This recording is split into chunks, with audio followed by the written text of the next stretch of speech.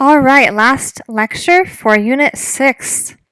Today we are going to understand and describe the differences between tone poems and program symphonies.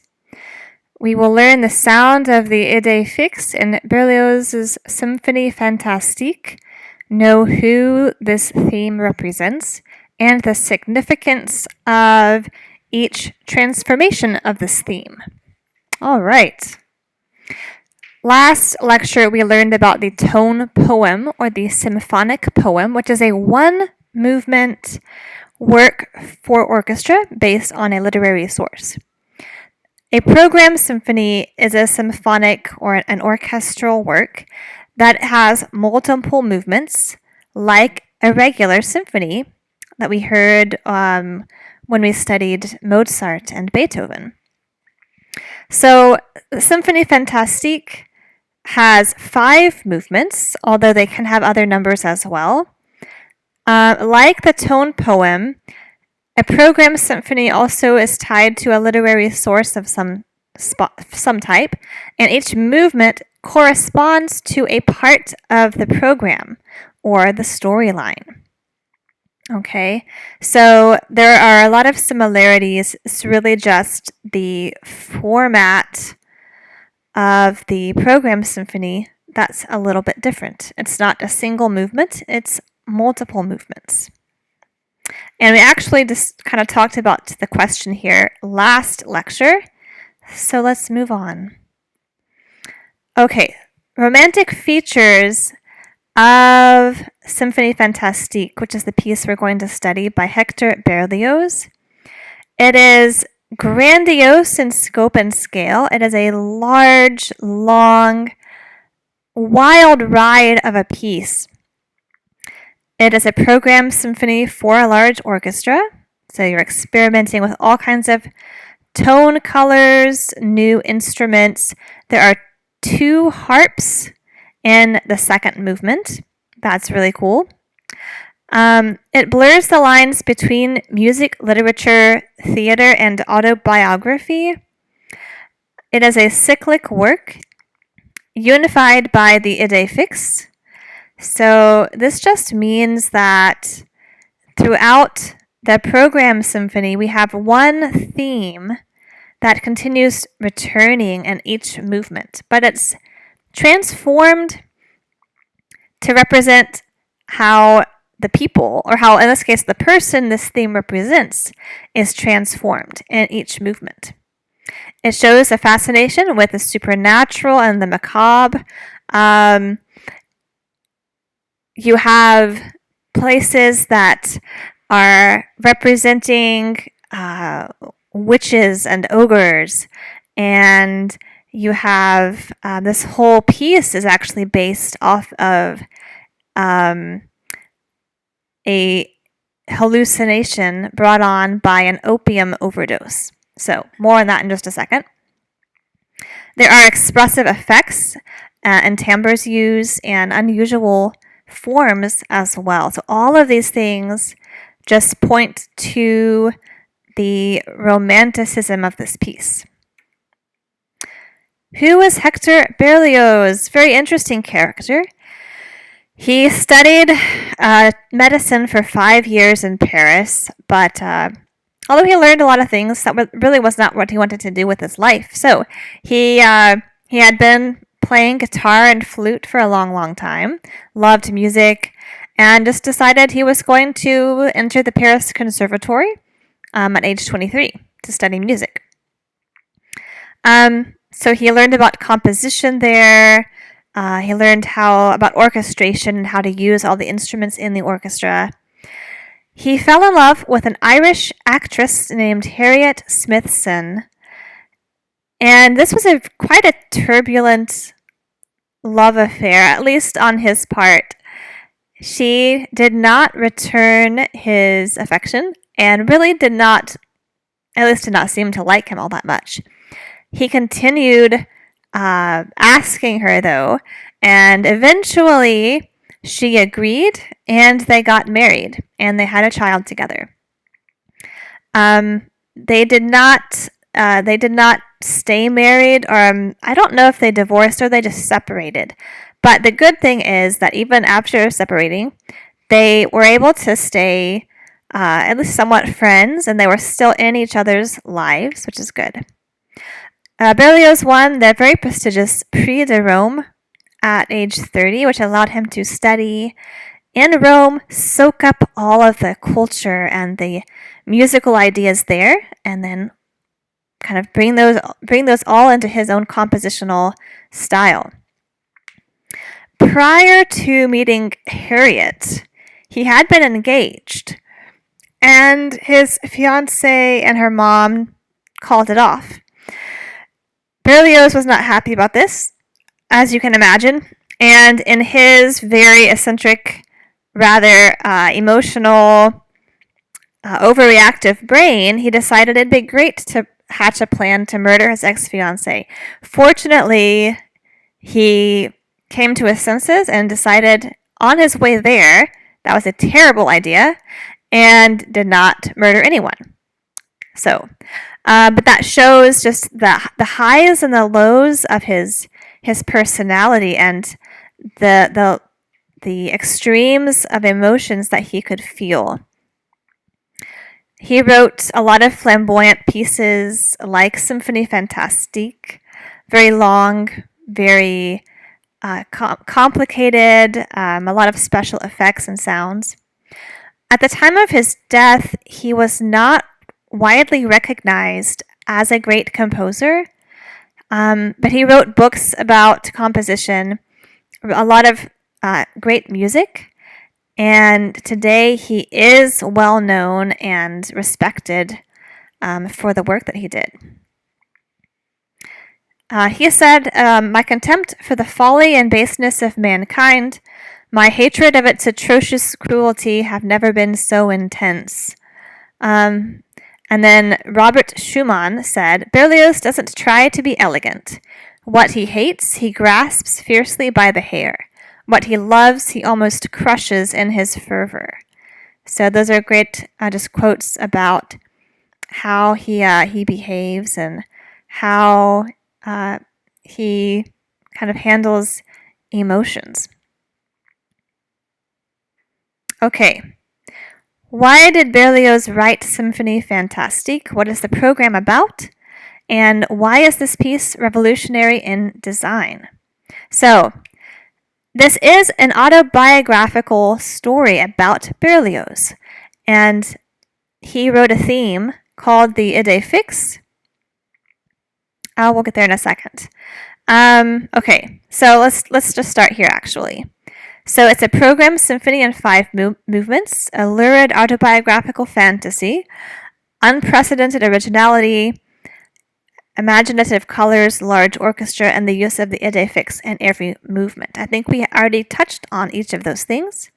So, what is this idée fixe? It means fixed idea, and it was a popular term in the medical field. Berlioz must have picked this up in his 5 years of medical study. It is an obsession or preoccupation with a person, idea, place, thing. So, in Symphonie Fantastique, the idée fixe is a musical theme representing the composer's obsession with the beloved, as she is called in the program. A lot of people agree that, in this case, the beloved is Harriet Smithson. This is representing his infatuation and obsession with her. So this theme occurs in all 5 movements, but it's subjected to something called thematic transformation, which means each time you hear this theme, something is different about it. It might be the rhythm, it might be the instrumentation that's playing it, it might be the ornamentation, the dynamics, the meter might be different, and as the theme is transformed, it's showing us how Harriet is transformed, or how Berlioz's view of her and thoughts about her and feelings towards her are also being transformed. So I would like you first of all to listen to playlist 8. This is the original Idée Fixe from Movement 1, representing Harriet in all of her beauty and glory and the strong, passionate feelings of love that Berlioz feels towards her.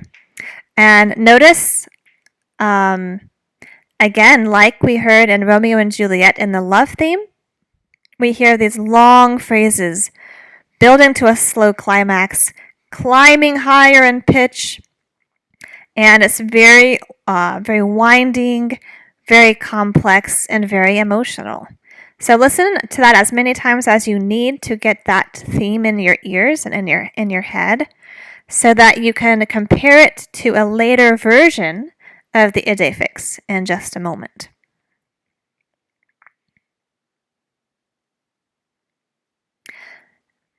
This is the program that Berlioz wrote for Symphonie Fantastique.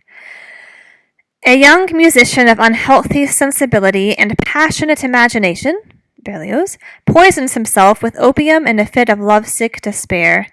Too weak to kill him, the dose of the drug plunges him into a heavy sleep attended by the strangest visions, during which his sensations, emotions, and memories are transformed in his diseased mind into musical thoughts and images. Even the woman he loves becomes a melody to him, an idée fixe, as it were, that he finds and hears everywhere. Okay, so rather unsettling in a way. This is just an opium-induced hallucination. He was intending to kill himself, but did not take quite enough opium to do that, and so he is hallucinating his beloved in all of these places and all of these ways, and having all these crazy dreams about her. So I'll just kind of give you an overview of each movement. So this is the program for each movement.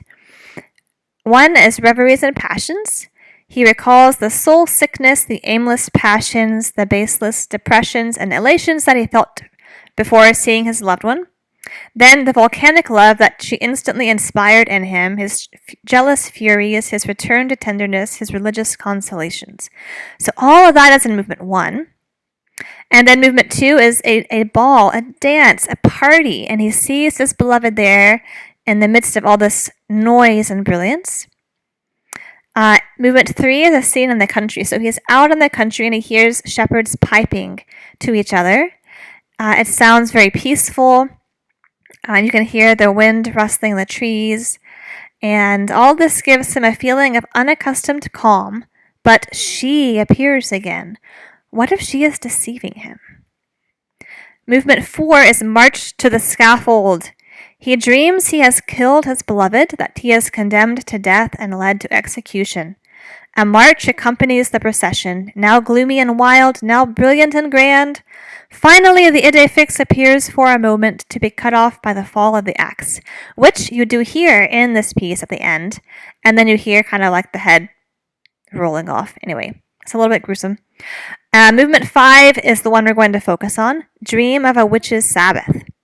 He finds himself at a witch's Sabbath, unearthly sounds, groans, shrieks of laughter, distant cries echoed by other cries. The beloved's melody, the Idée Fixe, is heard, but it has lost its character of nobility and timidity. It is she who comes to the Sabbath. At her arrival, a roar of joy, she joins in the devilish orgies. A funeral knell, burlesque of the Dies Irae. Alright, so a lot goes on here. Now I want you to listen to playlist 9, which is the thematic transformation of the Idée Fixe in movement 5. I want you to notice how different it is. And after you've done that, we'll come on back here. So that version of the Idée Fixe, it's no longer noble sounding and elegant. It kind of sounds like mockery, doesn't it? Parody. She is making fun of Berlioz. She is rejoicing at his death. The rhythm is quite different. It takes on this kind of jaunty, dun dun dun dun dun dun dun dun dun dun dun dun dun dun, right? There are ornaments added that make it sound just less serious, right? The instrument that's playing it is the clarinet. I think it's the, hang on one second. Yeah, so it's the E flat clarinet, kind of playing in a more squeaky part of the register. So it's not the same vision or version of Harriet that Berlioz knew and recognized from the beginning of the program symphony. Okay. So go ahead and listen to now all of movement 5. This will be playlist 7. Let me see if movement 5 starts at 4633. So that's where I'd like you to start. As you listen, we're going to hear the opening that is setting up this really spooky scene. Oh, there it is. I do have timestamps there. Perfect. So we hear kind of eerie sounds in the strings. We hear these low rumbles, and then more screechy sounds that could be witches cackling, all these other creatures gathering in. It does sound rather creepy, which is the intended effect. At 49:26, you're going to hear the funeral bells tolling his death. At 55:18, you will hear col legno, which is an effect where string players use the wood part of their bow to hit the strings. It creates this percussive, rattling sound, maybe like rattling bones, skeletons. This is a great piece for Halloween. We're now in October. We're close. And then you'll hear again the idée fixe in the vulgar parody style at 48:14, which you already listened to. And then other things, the really interesting parts of this movement. Berlioz borrows the Dies Irae chant from the Catholic Requiem Mass at 49:54. It's a very somber, very imposing melody, and we hear it played slowly in the low brass, and then double time in the higher brass, and then double time again in the strings and woodwinds. So the first one is dun, dun, dun, dun, dun, dun, dun, and then the next was dun, dun, dun, dun, dun, dun, dun, and then it's da dun, da dun, da dun, da da da da, that rhythm. So it gets faster each time. This would have been a very possibly upsetting thing for people back in this time to hear in this setting. This is a serious, sacred tune that you would hear at a mass, a requiem mass, a funeral.